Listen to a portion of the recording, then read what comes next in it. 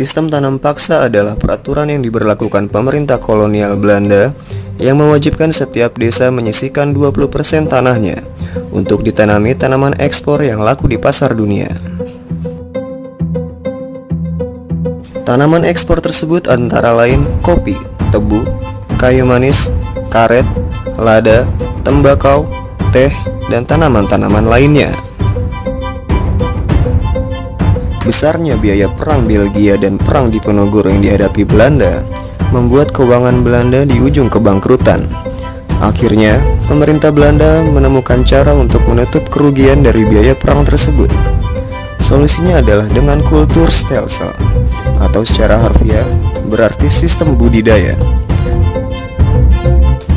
Kultur stelsel ini pada praktiknya adalah sistem yang memaksa rakyat jajahannya menanam tanaman ekspor demi keuntungan pribadi Belanda. Sistem tanam paksa diprakarsai oleh Johannes van den Bos yang diterapkan pada tahun 1830. Sistem tanam paksa memiliki beberapa aturan. Aturan-aturan tanam paksa yang telah dibuat dan disosialisasikan ke rakyat pribumi nyatanya berbeda jauh dari pelaksanaannya di lapangan. Rakyat diwajibkan menyediakan 1/5 atau 20% tanah miliknya untuk ditanam tanaman ekspor. Namun, pada pelaksanaannya, Belanda merampas lebih dari 1/5 tanah, bahkan seluruh tanah milik rakyat, jika tanah tersebut subur. Pada aturan lain tertera, jika rakyat gagal panen, maka kegagalan panen tersebut adalah tanggung jawab pemerintah Belanda. Namun, pada pelaksanaannya, justru rakyat yang harus bertanggung jawab jika terjadi gagal panen. Kegagalan panen akan membuat rakyat semakin menderita dengan hukuman cambuk atau dipukuli oleh prajurit-prajurit Belanda. Selain itu, kelebihan hasil panen yang harusnya menjadi hak milik rakyat justru dirampas seluruhnya oleh pemerintah Belanda yang serakah. Tanam paksa ini tentunya sangat membuat rakyat pribumi sangat menderita.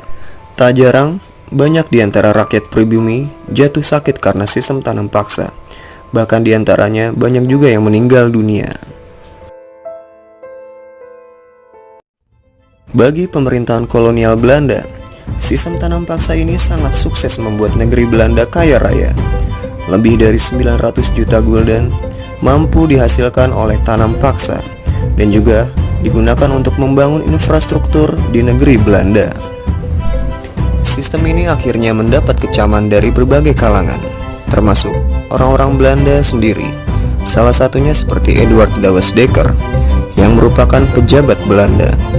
Douwes Dekker sampai menulis buku yang terkenal, yaitu Max Havelaar. Buku tersebut menceritakan kesengsaraan rakyat Indonesia akibat sistem tanam paksa. Kecaman juga datang dari seorang misionaris dan anggota parlemen Belanda, yaitu Baron van Houwel. Van Houwel mengecam tanam paksa sebagai tindakan tak berperi kemanusiaan. Ia dengan gigih berjuang menghentikan praktik tanam paksa lewat parlemen Belanda, yang kemudian diikuti dengan tokoh-tokoh Belanda yang lain. Protes yang gencar dilakukan tokoh-tokoh humanis Belanda akhirnya mampu menghapus sistem tanam paksa secara perlahan-lahan. Tahun 1865, kayu manis, teh, nila dihapuskan. Kemudian 1866, tembakau juga dihapus, menyusul tanaman tebu pada 1884. Tanaman yang terakhir kali dihapus adalah kopi, yang baru dihapus pada 1917, karena tanaman yang paling banyak memberikan keuntungan bagi Belanda.